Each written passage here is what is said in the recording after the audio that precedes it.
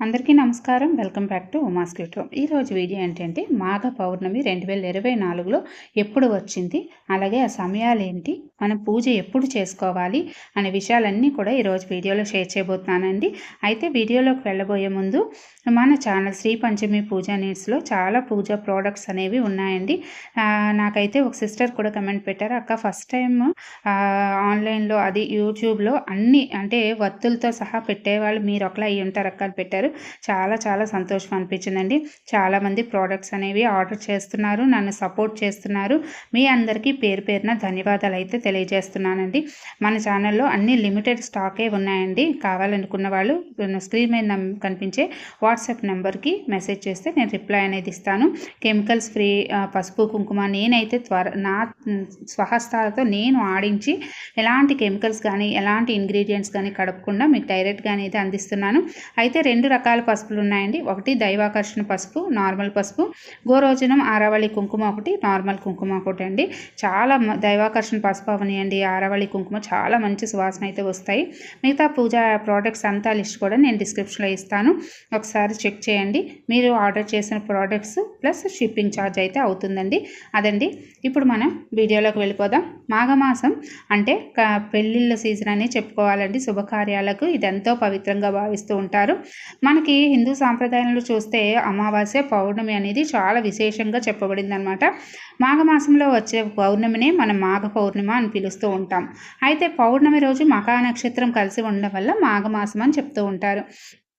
ఈరోజు ఎవరైతే లక్ష్మీనారాయణని పూజిస్తారో వాళ్ళకి ఐశ్వర్యం అనేది లభిస్తుంది. అలాగే సాయంత్ర సమయంలో చంద్రుడిని పూజ చేయడం వల్ల మనశ్శాంతి కోల్పోయిన వారు, ఇంట్లో ఆర్థిక ఇబ్బందులు ఎక్కువగా పడుతున్నవారు, దానివల్ల మనశ్శాంతిగా లేని వాళ్ళు, అలాగే కొంచెం మైండ్ డిస్టర్బ్గా ఉన్న వాళ్ళందరూ కూడా మానసికంగా ఎవరైతే బాధపడుతూ ఉంటారో ఈ మాఘ పౌర్ణమి రోజు సాయంత్రం సూర్యుడికి క్షీరాన్నం అంటే పాల పరమాన్నాన్ని సమర్పించి పూజ చేస్తే మనకి మంచి ఫలితం అయితే ఉంటుందండి. అలాగే లక్ష్మీనారాయణని పూజించడం వల్ల ఐశ్వర్యం, ఆరోగ్యం, కూడా మనకు లభిస్తుంది. అలాగే ఆ రోజు స్నానానికి దానానికి కూడా విశేషమైన ప్రాధాన్యం ఉందండి. మాఘ పూర్ణిమ ఈ ఏడాది ఎప్పుడు వచ్చింది, ఆ రోజు ఏం చేయాలో కూడా తెలుసుకుందామండి.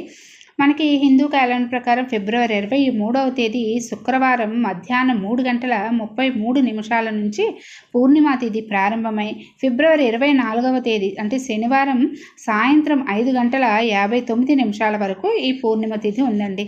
అయితే మనం మాఘ పూర్ణిమ అంటే సాయంత్ర సమయంలో చంద్రుడికి అలాగే లక్ష్మీనారాయణలు పూజిస్తాం కాబట్టి మనం పౌర్ణమి తిథి 23 ఫిబ్రవరి శుక్రవారం సాయంత్రం ఉంది. ఆ రోజు శుక్రవారం పౌర్ణమి కలిసి వచ్చిన అద్భుతమైన రోజు అండి.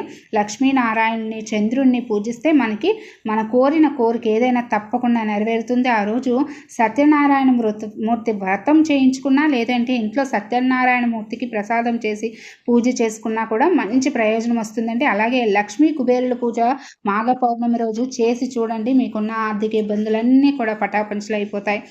ఇక సాయంత్రం పూజ చేసుకునేవారు 23వ తేదీ చేసుకోవాలి. ఉదయం పూజ చేసుకునేవారు 24వ తేదీ చేసుకుంటే సంపూర్ణ ఫలితం లభిస్తుంది. అలాగే ఈరోజు ధనలక్ష్మి కొంచెం కుబేర కుండలు, రాగి చెంబు, అక్షయ పాత్ర, కామాక్షి దీపం కొత్తగా పెట్టుకునేవారు, ఇవన్నీ కొత్తగా పెట్టాలనుకునేవారు ఆ రోజు నుంచి స్టార్ట్ చేసుకుంటే చాలా చాలా మంచిదండి. ఇక ఆ రోజు స్నానం దానం ఏంటి అంటే మాఘ పౌర్ణమి అభిజిత్ ముహూర్తం 24వ తేదీ మధ్యాహ్నం 12:12 నుండి 12:57 వరకు ఉంటుందండి. ఈ సమయంలో చేసే స్నానం అవ్వచ్చు, దానం అవ్వచ్చు, చాలా శుభప్రదం. స్నానం అంటే ఇంట్లోది కాదండి. మాఘ పౌర్ణమి అంటే సముద్రం దగ్గరికి వెళ్ళి స్నానాలు చేస్తారు కదా, మాఘ స్నానాలు, అవి చాలా మంచి విశేష ఫలితాలు వస్తాయండి. అలాగే మాఘ పౌర్ణమి రోజు దేవతలు మానవ రూపంలో భూమిపైకి వస్తారు. ఆ రోజు వారు గంగా నదిలో స్నానం చేసి శ్రీ మహావిష్ణువు పూజిస్తారని ఒక ఐదీకం.